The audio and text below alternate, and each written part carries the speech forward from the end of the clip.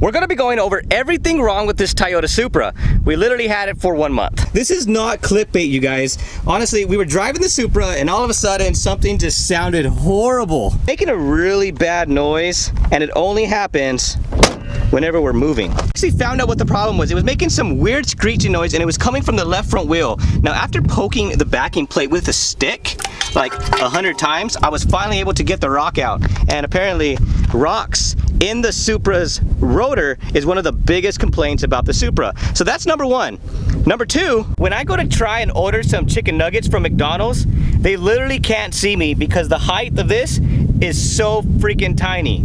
And you guys, I'm only 5'5". I'm literally the average height of a female. As you can tell, I'm not that tall. So the people that drive this car that are 6 feet and taller, man, how do you guys do it, man? It's freaking hard. Now, after spending about $65,000 for this beautiful machine, you guys, I kid you not, within about 300 miles, the check engine light already came on. At first, I was thinking it's because of the massive pure 800 turbocharger that this thing has, and obviously it's tuned on EcuTech. So I hooked up the scan tool, and lo and behold, it had a P0171. The check engine light for a P0171 is actually a lean code. Obviously, it has the bigger turbocharger on it, so I was wondering maybe it might be because of the tune. I went ahead and cleared the check engine light, and thank God it has not came back on. And one of the most depressing things happened, guys.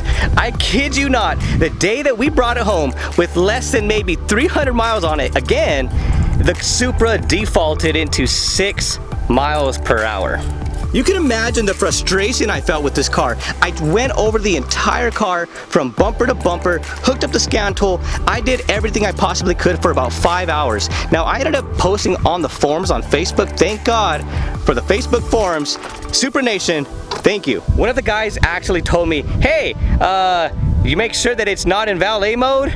And I was all, what's valet mode? And guess what? I had it in valet mode. So I was actually going through the functions on this, and actually come to find out that when I have it in tune 6, guess what, guys? That's actually valet mode. So I'm the idiot, and I'm never gonna put it in valet mode again. Another issue we have with the Supra, which it's not really an issue, but it is an issue if you live in a little neighborhood like I do with really pissy neighbors, well, the exhaust system does not have any valves in it. For the channel, that is not a problem whatsoever. The sound of the Supra, oh my God, it sounds so good. Woo,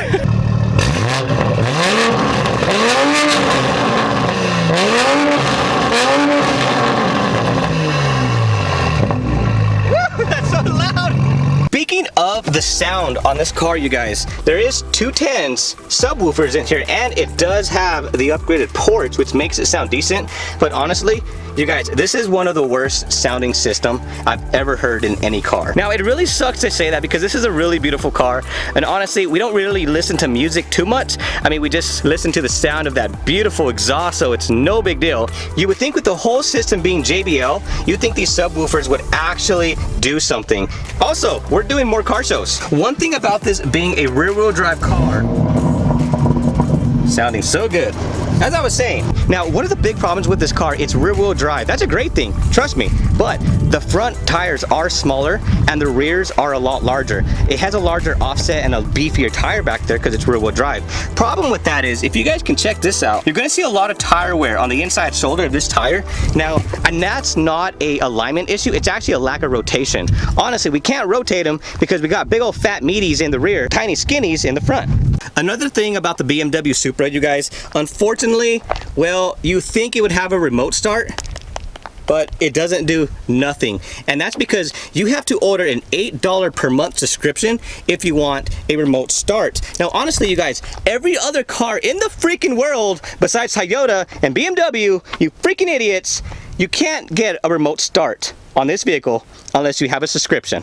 What? Come on, man. Now, if they're not trying to nickel and dime you already, well, yeah, they're doing their best. Now, we're just gonna put it in like transformer mode just for a second, just so you guys can have something to look at, because honestly, it is truly a beautiful car, you guys. But now there's one thing wrong with this car, and it's not really the car's fault. We knew it was gonna happen when we got the car. Obviously, the car attracts a lot of attention, you guys, and literally the first night bringing it home, we actually had some people follow us home and it was like super stalkerish because they literally followed us for about 5 or 10 miles, and we tried to lose them. They just kept on us. We ended up pulling into a park, and honestly, they were just wondering what the car was because they never seen anything like it. I mean, honestly, this is the only Toyota Supra in our entire valley, you guys, so it's kind of cool to have this. Nobody's really seen this thing, which is one of the best and worst things about this car is it attracts a lot of attention. Of course, we already knew that going into getting this car because, I mean, come on guys, it's a freaking Supra. Now, I'm gonna go over one more thing, you guys, about this car that honestly, it's not really a cool thing, but it's definitely could be fixed with some upgraded software. You guys haven't gotten a chance to check out the hood, honestly. So the pure 800 turbocharger is underneath here. You really can't see it too well. It does have an engine air intake system with the engine upper hard intercooler piping. Let's go for a ride. So the last thing that honestly, you guys, isn't the greatest about the Toyota Supra, there's a lot of miscellaneous things about the car that honestly, as far as electrical, it just doesn't really make sense. For example, whenever you put it in reverse, that mirror right there goes straight to the floor for some reason, no idea why. However, there's a link that's called Beamer Code, and you can use this software to actually modify a lot of the vehicle's settings. For example, we're going to be going over in the next couple videos on this software and exactly how it works, because this Beamer Code, honestly, you guys, it made the car so much more fun to drive. Whenever I start up the car now, it automatically goes into sport mode, which, let's face it,